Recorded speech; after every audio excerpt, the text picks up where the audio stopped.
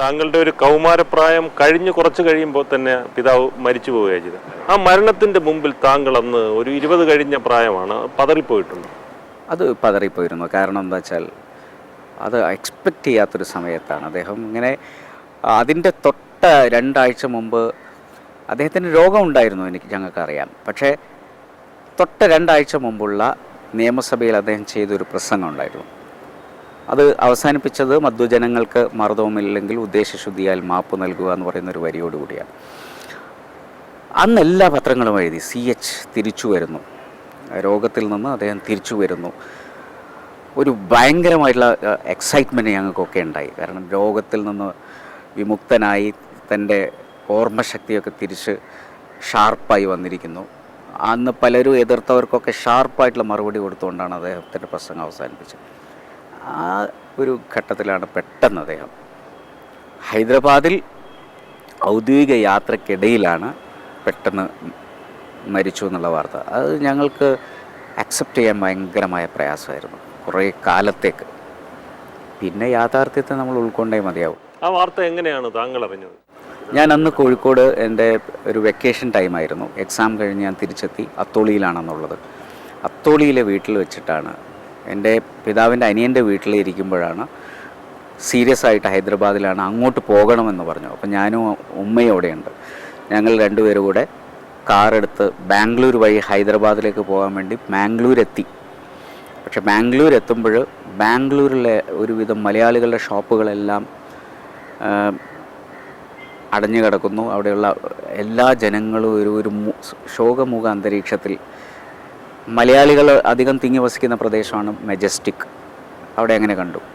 അപ്പോൾ ഒരു എന്തോ ശരിയല്ല എന്നുള്ള തോന്നൽ. അവിടെ എത്തിയപ്പോഴും മരിച്ചിട്ടുണ്ട്. ബാംഗ്ലൂരിൽ നിന്ന് തിരിച്ച് ഞങ്ങളോട് കോഴിക്കോടേക്ക് മടങ്ങാൻ പറഞ്ഞു. ഹൈദരാബാദിൽ നിന്ന് അദ്ദേഹത്തിൻ്റെ ബോഡി തിരുവനന്തപുരത്ത് കൊണ്ടുവന്ന് ഇവിടെ VJT ഹാളിൽ വെച്ച് അതിനുശേഷം കോഴിക്കോടേക്ക് കൊണ്ടുവരായിരുന്നു. താങ്കളുടെ ജീവിതത്തിൽ പല നിർണായകമായ സന്തോഷ നിമിഷങ്ങൾ ഉണ്ടായപ്പോൾ പിതാവ് അരികിലില്ല.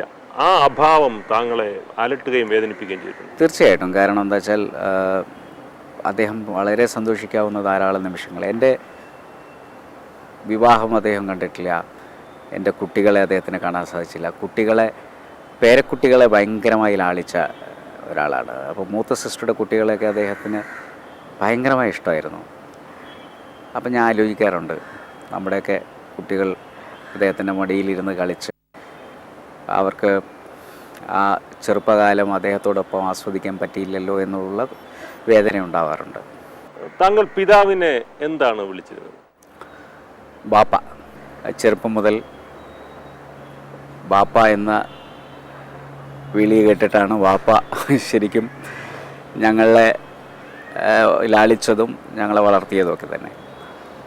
CH മുഹമ്മദ് കോയ എന്ന പേര് തന്നെ ഇപ്പോൾ ഇന്ന് CH എന്ന പേരാണല്ലോ അദ്ദേഹത്തിൻ്റെ അറിയപ്പെടുന്നത്. പക്ഷെ അദ്ദേഹത്തിൻ്റെ ശരിക്കുള്ള ഇനീഷ്യൽ CK എന്നായിരുന്നു. ആ K എന്നുള്ളത് കുറച്ച് സ്റ്റൈലിഷായി എഴുതിയപ്പം SSLC ബുക്കിൽ അത് H എന്ന് ചേർത്ത് വന്നു. അത് പിന്നീട് പ്രീ ഡിഗ്രി അല്ലെങ്കിൽ ഇൻ്റർമീഡിയറ്റ് പുസ്തകത്തിലേക്ക് മാറിയപ്പോൾ CH ആയി മാറി. എൻ്റെ ഫാദറിൻ്റെ അനിയൻ CK ആണ്, ബാപ്പ CH ആണ്. പക്ഷെ ആ CH എന്ന് പറയുന്ന 2 അക്ഷരമാണ് പിന്നെ ഈ എല്ലാവരുടെയും ചരിത്രത്തിൻ്റെ ഭാഗമായി മാറിയത്. അപ്പോൾ ആ ഒരു അധ്യാപകനെ ശരിക്കും നമുക്ക് ഇന്ന് ആ അർത്ഥത്തിൽ നന്മയോടും സ്നേഹത്തോടും അനുസ്മരിക്കാം. താങ്കൾ എന്താണ് പിതാവ് വിളിച്ചിരുന്നത്? എന്നെ മുനി എന്ന് മാത്രമേ വിളിക്കാറുള്ളൂ. മുനീറെന്ന് തികച്ചു വിളിക്കാറില്ല. സ്നേഹം വരുമ്പോൾ മുനി എന്ന് വിളിക്കും. എപ്പോഴും ഞാൻ കേട്ട് വളർന്നത് മുനി എന്ന് വിളിച്ചുകൊണ്ടാണ്. CH അകാലത്തിൽ എന്ന് പറയാം. അങ്ങനെ പോയെങ്കിൽ പോലും CH എന്ന 2 അക്ഷരം കേരളീയ മനസ്സിൽ നിന്ന് ഒരിക്കലും പോകില്ല. അദ്ദേഹം പടുത്തുയർത്തിയ സ്ഥാപനങ്ങളും വിദ്യാഭ്യാസ പുരോഗതിയും ഒക്കെ കേരളത്തിൻ്റെ സമസ്ത വളർച്ചയ്ക്കും ഉതകുന്നത് തന്നെയാണ്. അതുകൊണ്ട് അങ്ങയുടെ പിതാവ് ഇന്നും ജീവിക്കുകയാണ് എന്നുള്ളതാണ് വസ്തുത. അത് ചരിത്രമാണ്. എന്തായാലും വളരെ സന്തോഷമുണ്ട്. നമസ്കാരം. Thank you.